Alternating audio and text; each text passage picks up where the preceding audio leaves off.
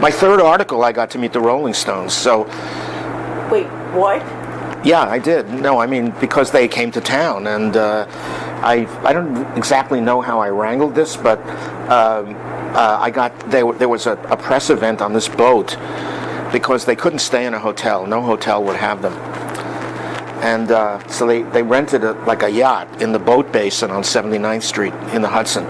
And so I spent an afternoon on that boat. It was just maybe about 30, 40 reporters and them.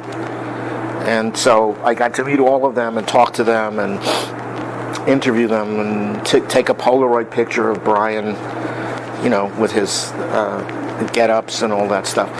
And I wrote it, and then one of them invited me to ride in their limo. So the limo there's an underground garage there. The limo was underground, and I got in there with them. This was Charlie Watts, I think. Oh, yeah. The nice one. Yeah, the normal one. Yeah, he. I was, first of all, I have to say, I was in awe of every performer that I met. Every one of them, without exception. And with the Rolling Stones, I barely could get any questions out. I was so shy and in awe around them. And so Charlie Watts came up to me and said, "Don't be nervous, ask your questions."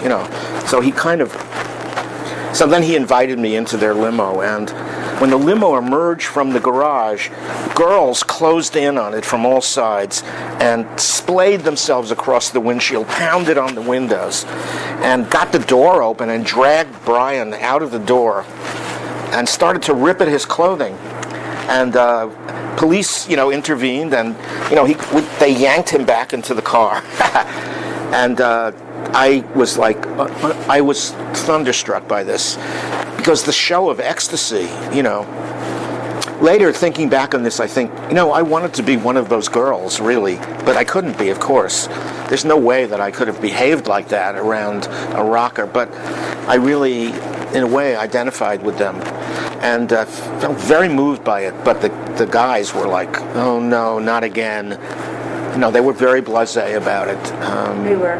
Yeah, because everywhere they went, this was happening. You didn't like it? No. Well, who knows what they felt. Did you get an exclusive that way? Because there was 40 other, you said there's a bunch of... Yeah, nobody else was in the limo but me. So I wrote about this. Why do you think you singled you out? Because Charlie Watts took mercy on me, and I didn't look like a professional. I damn well did not look like a guy from the Bronx with long hair. I knew nothing about how to behave in Manhattan.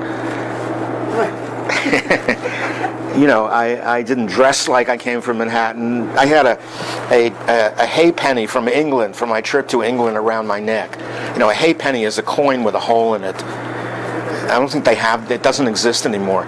But I had this coin and I wore it on a string around my neck.